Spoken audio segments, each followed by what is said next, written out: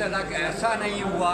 کراچی میں ہزاروں بسیں داخل ہوتی ہیں, پورے پاکستان سے بسیں داخل ہوتی ہیں, حیدرآباد سے, میرپور خاص سے, ٹنڈو آدم, پشاور تک سے آتی ہیں, لیکن بس سے تو کوئی حادثہ نہیں ہوتا.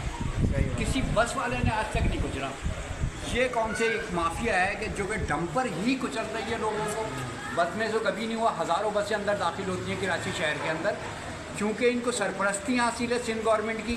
اور جب تک یہ مافیا, انہوں نے دیکھا ہوگا آپ نے پچھلی دفعہ انہوں نے دکھایا تھا کہ ڈمپر مافیا کا جو سردار ہے وہ جناب علی سندھ اسمبلی میں جا کے ملاقاتیں کر رہا ہے.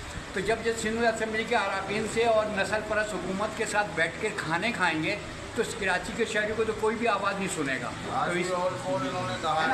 تو یہ طریقہ کار ہے. آپ یہ چاہتے ہیں کہ شاید پرائیویٹ آدمی کس طریقے سے اسمبلی میں چلا گیا, کون لے کے جا رہا ہے, ہمارے سربراہ لے کے جا رہے ہیں, کیوں لے کے جا رہے ہیں, الٹا اور بکواس کر رہے ہیں, الٹا اور نہ کہ صرف بکواس کر رہے ہیں جب بلکہ وہ جا سکتا ہے تو عام آدمی بھی جا سکتا ہے, ہم بھی جا سکتے ہیں, آپ بھی جا سکتے ہیں, سب کے لیے الاؤ کرو.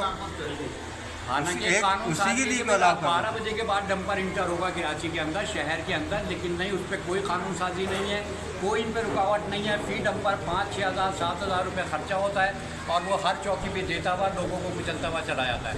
کوئی انسانی زندگی کی کوئی قیمت نہیں ہے, خصوصی طور پہ کراچی میں.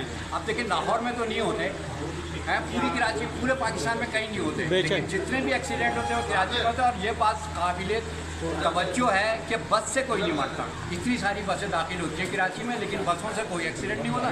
یہ ڈمپر مافیا جو اس کو لگام دینی چاہیے. تو 12 ہم حاضر ہوئے تھے یہاں پر, تو ان کی عادت کے لیے, تعزیت کے لیے, اور انشاءاللہ اللہ تعالیٰ سے ہم دعا کو ہیں کہ ان کو صحت مند زندگی عطا فرمائے. آمین. بھائی اس سلسلے کا اگر آپ کا ایک سارا فاتحہ مرحومین کے لیے ایک وقت دیا ہے پڑھ کے, کیونکہ اس وقت ہمارے پاس صرف یہی ہے کہ ہم فاتحہ ہی پڑھ سکتے ہیں.